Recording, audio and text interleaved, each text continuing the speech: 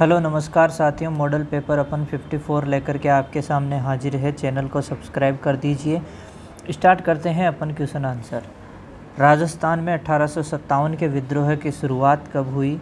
28 मई को हुई। सबसे पहले नसीराबाद छावनी से। राजस्थान में 1857 के विद्रोह की शुरुआत कहाँ से हुई? तो नसीराबाद से हुई थी 28 मई को। ठाकुर कुशाल सिंह ने कहाँ के क्रांतिकारियों का नेतृत्व किया?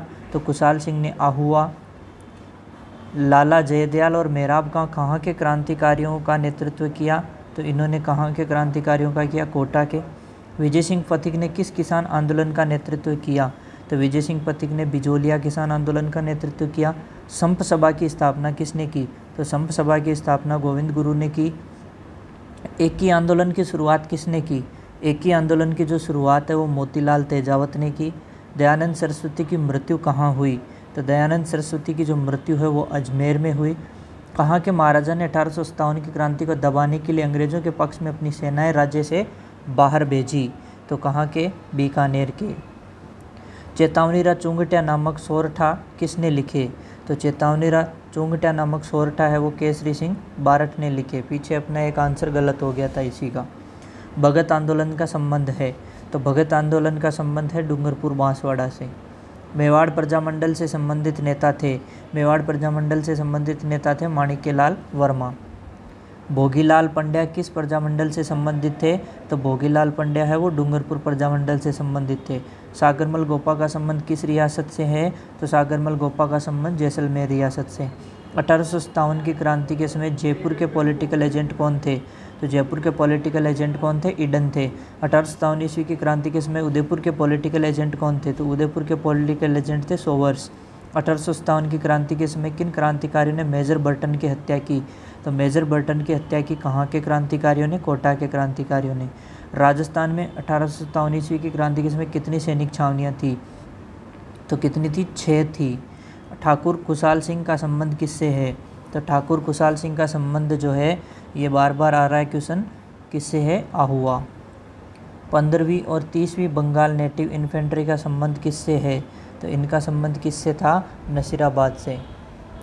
1857 ईस्वी क्रांति के समय जयपुर के शासक कौन थे? तो उस टाइम जयपुर के शासक कौन थे? राम सिंह द्वितीय।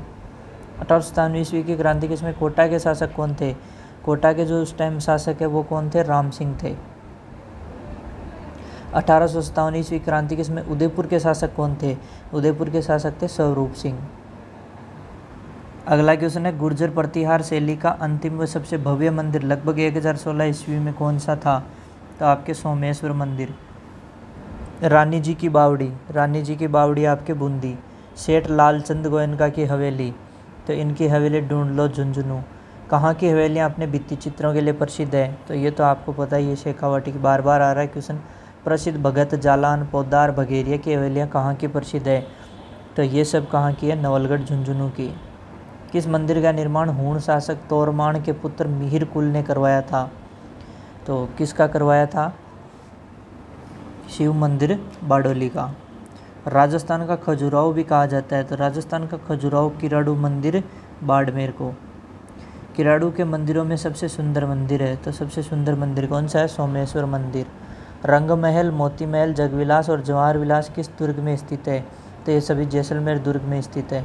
ढाई साके के लिए राजस्थान का कौन सा दुर्ग प्रसिद्ध है? तो जैसलमेर दुर्ग प्रसिद्ध है। अगला देखिए, नाथद्वारा के समीप स्थित मोलेला गांव किस कला के लिए प्रसिद्ध है? तो मोलेला गांव है वो टेराकोटा के लिए प्रसिद्ध है। थेवा कला के लिए कौन सा जिला प्रसिद्ध है? तो थेवा कला के लिए आपका प्रतापगढ़ जिला प्रसिद्ध है। गढ़लियो लोकगीत किस क्षेत्र की ओर प्रचलित है? तो गढ़लियो जो लोकगीत है वो मेवाड़ क्षेत्र की ओर। कंवर कलेवा, जीमणवार, जला, जुआ जुई आदि गीत किस अवसर पर गाए जाते हैं? तो ये जो सभी गीत है वो विवाह उत्सव पर मनाए जाते हैं। बच्चों के क्रीड़ा गीत, जादू टोने से संबंधित जो गीत है वो कामण गीत होते हैं। अल्लाह जिलाबाई का संबंध मांड गायिका से था। अगला बात करें, उत्तरी मेवाड़ में भीलों का जो प्रसिद्ध गीत है वो कौन सा है? हमसीडो है। काष्ठ कला का प्रधान केंद्र कौन सा है? तो काष्ठ कला का प्रधान केंद्र आपके बस्सी चित्तौड़गढ़ है, ध्यान रखें। चार बेत कहाँ का प्रसिद्ध लोकनाट्य है? तो चार बेत जो है आपके टोंक का प्रसिद्ध लोकनाट्य है। अजरक प्रिंट कहाँ की प्रसिद्ध है? तो अजरक प्रिंट बात करें तो बाड़मेर की। तमाशा लोकनाट्य प्रसिद्ध है। तमाशा लोकनाट्य कहाँ का प्रसिद्ध है? जयपुर का। प्रसिद्ध कलाकार जानकीलाल भांड का संबंध किस जिले से है? तो जानकीलाल भांड का संबंध भीलवाड़ा जिले से। मावलिया किस जाति जनजाति का नृत्य है? तो मावलिया आपके कथोड़ी जनजाति का। प्रसिद्ध नृत्यांगना गुलाबो ने कौन से कालबेलिया को पहचान दिलाई? रिपीट हो रहे हैं क्वेश्चन। एनसीईआरटी इन क्वेश्चंस को रिपीट कर रही है तो एग्जाम में भी रिपीट हो सकते हैं। निम्नलिखित में से प्राकृतिक संसाधन है, तो प्राकृतिक संसाधन कौन से है? प्राकृतिक वनस्पति, मृदा, जल सभी प्राकृतिक संसाधन है। जलोढ़ मृदा किसके द्वारा जमा की जाती है? तो जलोढ़ मृदा जो है वो नदियों के द्वारा। राजस्थान की वर्ष भर बहने वाली नदी है, तो वर्ष भर बहने वाली नदी कौन सी है? चंबल नदी। बालसमंद झील कहाँ स्थित है? तो बालसमंद झील जो है वो कहाँ स्थित है? जोधपुर में स्थित है। राजस्थान में टंगस्टन कहाँ पाया जाता है? तो राजस्थान में टंगस्टन की बात करें तो कहाँ पाया जाता है? डेगाना नागौर में। जावर, राजपुरा दरीबा तथा आगुचा किस खनिज से संबंधित है? तो ये सभी के सभी सीसा जस्ता से संबंधित है। खेतड़ी, सिंघाना, खोदरीबा, थानागाजी किस खनिज से संबंधित है?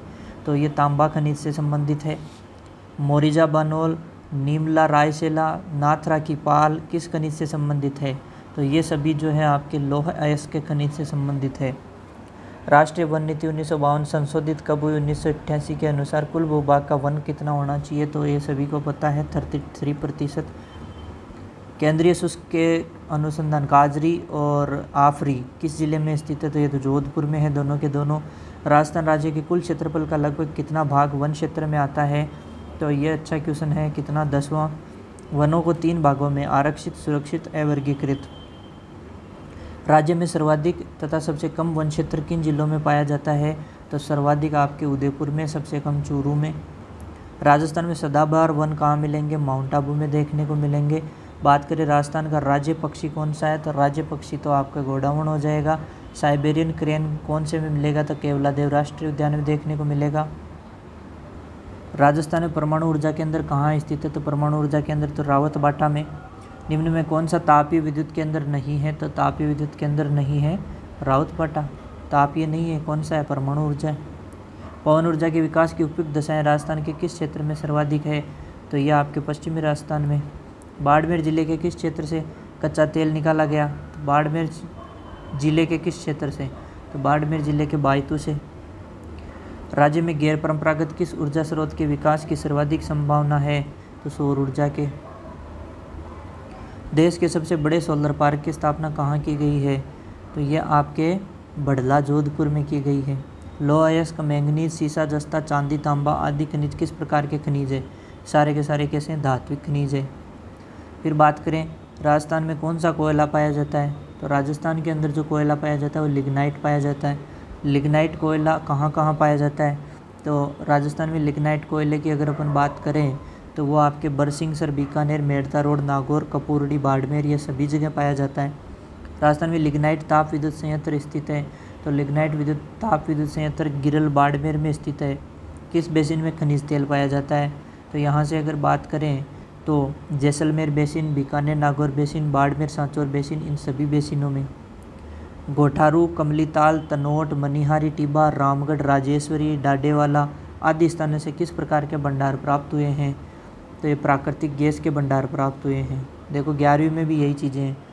सादेवाला जैसलमेर, बाघेवाला बीकानेर, ऐश्वर्या मंगला बाड़मेर का संबंध किससे है?